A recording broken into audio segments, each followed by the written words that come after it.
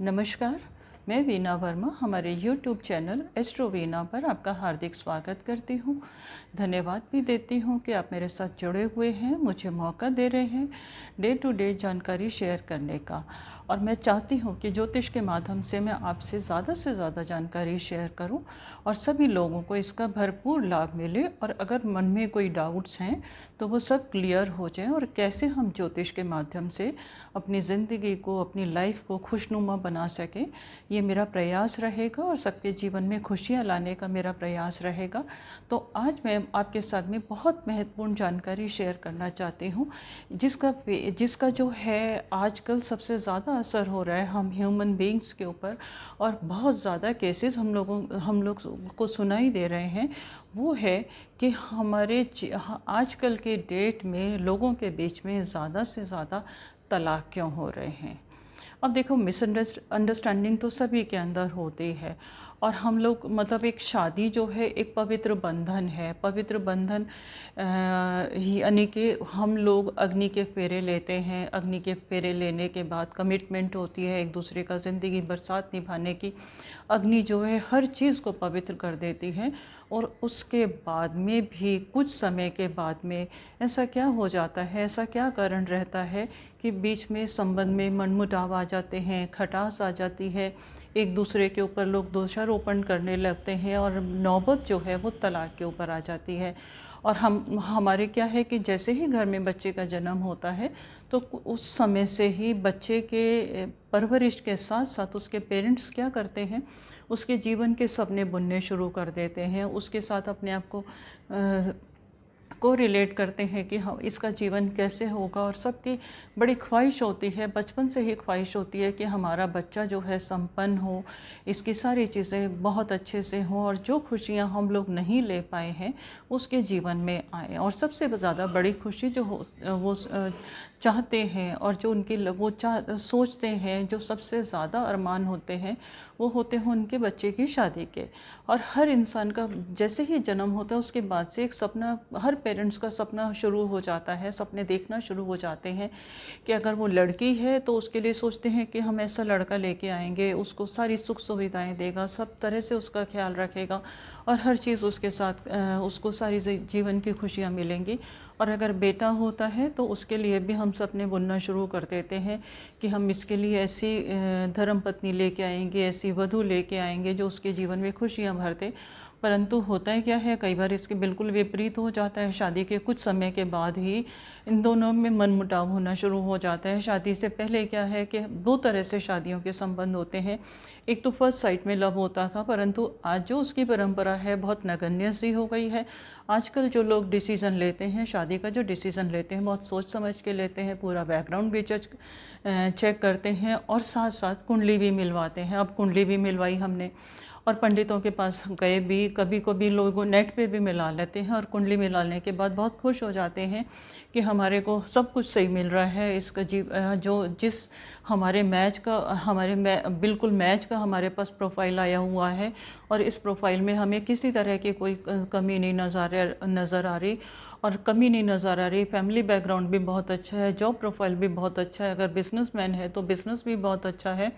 और उसके बाद जब कुंडली मिलाते हैं तो कुंडली में भी वो देखते हैं कि अच्छा, इतने ही गुण मिल गए हैं, ये तो बहुत अच्छे गुण हैं, और उसके बाद वो विवाह कर देते हैं। अब इतनी सारी चीज़ें होने के बाद भी अगर ये नौबत आ जाती है कि विवाह जो है विच्छेद हो जाता है। बहुत सारे आप हाई प्रोफाइल लोगों को भी देखोगे जिनके पास धन भी है, संपत्ति भी है, समाज में सम्मान भी है, उसके बाद भी उनके संबंध विच्छेद हो रहे हैं। तो कोई तो ऐसा कारण होगा।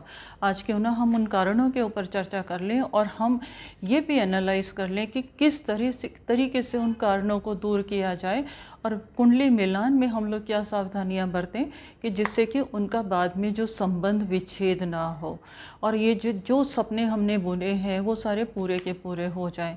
तो वो जो सबसे सबसे ज़्यादा जो अहम बात है, जो सुखी विवाहित जीवन में जो खुशियां देने वाले जो ग्रह हैं, हमें उनके बारे में पता होना चाहिए।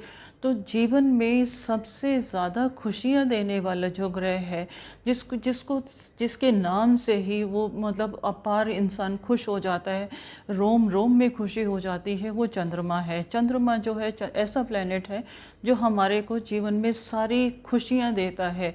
और मतलब कभी कभी तो चंद्रमा अगर किसी का बलवान है और उसके पास धन संपत्ति भी कम है, तो वो इंसान अपने जीवन की हर खुशी अवेल करता है और हर माहौल में खुश रहता है।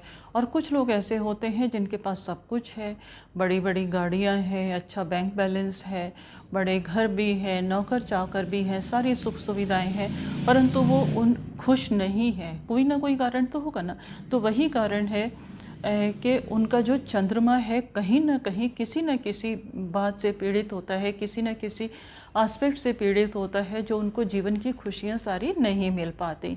और हम कुंडली मिलाने के लिए भी जाते हैं, तो उस कुंडली मिलाने में हम लोगों से, ज्योतिषियों से कई बार क्या गलती हो जाती है कि वो सब कुछ मिला लिया, उन्होंने गुण भी देख लिए, परंतु एक बार वो ये देखना भूल जाते हैं कि उनके जो भी जन्म पत्री हम एनालाइज कर रहे हैं, जो भी बर्थ चार्ट हम देख रहे हैं, उसमें उसके जीवन साथी का हाउस यानी कि सप्तम भाव कैसा है, सप्तम भाव के स्वामी की क्या स्थिति है। अगर सप्तम भाव पीड़ित है तो उसको विवाहित सुख नहीं मिलता। और हमने कुंडली मिलाई और दूसरे में भी हमारे गुण भी पूरे मिल गए, तो कहीं ना कहीं उसका भी सप्तम भाव पीड़ित होता है। और अगर सप्तम भाव दोनों का ही पीड़ित होगा तो डेफिनेटली तलाक की नौबत आई जाएगी और उनको विवाहित जीवन का सुख नहीं मिलेगा। तो जब भी हम कुंडली मिलाएं तो हमारे लिए सबसे ज़्यादा अहम जो मुद्दा है वो ये है कि हम उसके सप्तम भाव की स्थिति देखें कि वो कहीं किसी पाप ग्रह से पीड़ित तो नहीं है, किसी क्रूर ग्रह से पीड़ित तो नहीं है। अगर वो क्रूर ग्रह से पीड़ित है तो विवाह से पहले उसके सिंपल उपाय कर लिए जाएं तो उनके लिए जीवन जो है बहुत खुशनुमा रहेगा और उनके जीवन में जो भी परेशानियां आने वाली होंगी वो धीरे धीरे कम हो जाएंगी। जो भी वो फेस करना चाहेंगे वो कम हो जाएगा।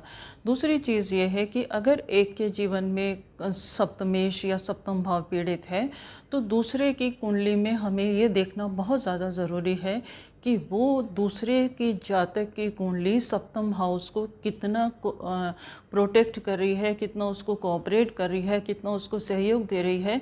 अगर ये दोनों चीज़ें मिल जाती हैं, अगर दूसरे को सहयोग देने वाला मिल जाता है तो डेफिनेटली हमें कम गुणों के बाद भी हम उसकी शादी कर सकते हैं, उसमें कोई दो राय नहीं है। इनका जीवन के जो आगे बढ़ेगा वो खुशनुमा तरीके से बढ़ जाएगा और बहुत सारे दोष जो हैं वो शांत हो जाएंगे।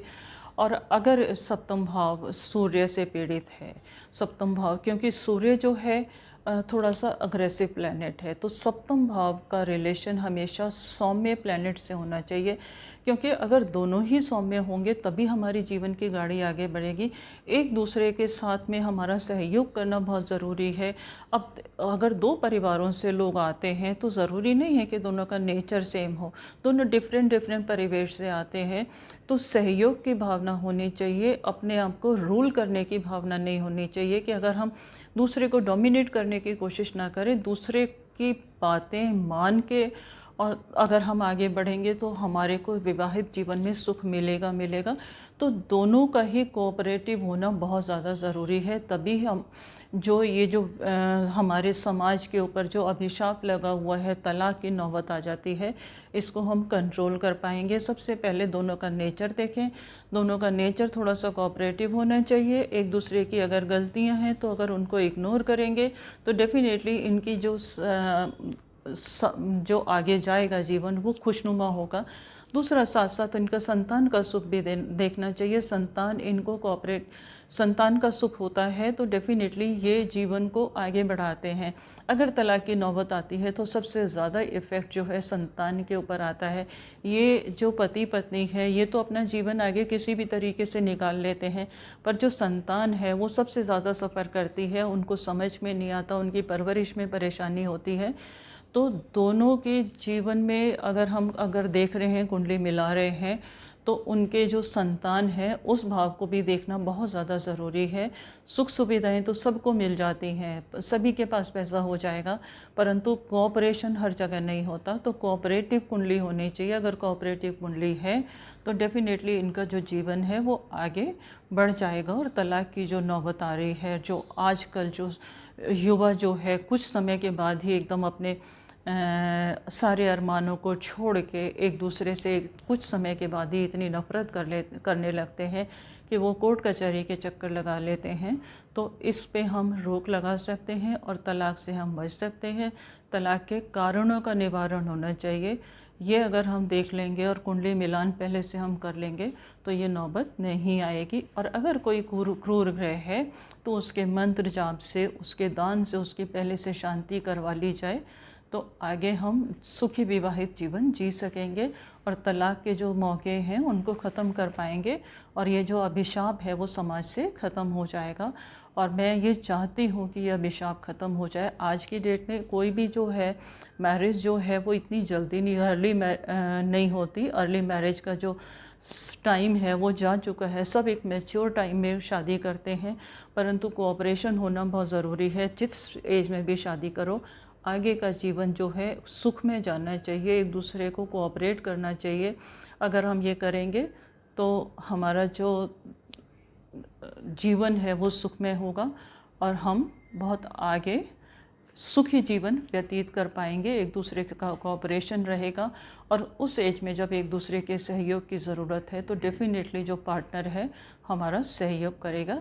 इसके साथ ही मैं आपसे विदा लेती हूँ। उम्मीद करती हूँ कि ये वीडियो आपको पसंद आया होगा। अगर पसंद आया है तो इस चैनल को सब्सक्राइब ज़रूर कीजिए, जिससे मैं आपके साथ और भी जानकारी शेयर कर सकूं।